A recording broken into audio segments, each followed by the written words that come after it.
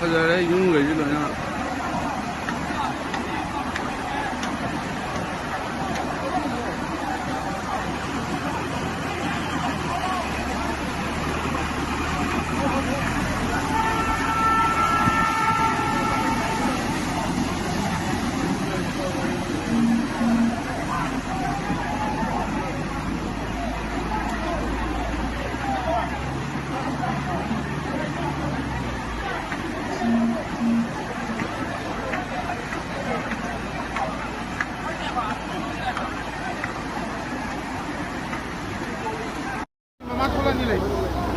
थोला थोले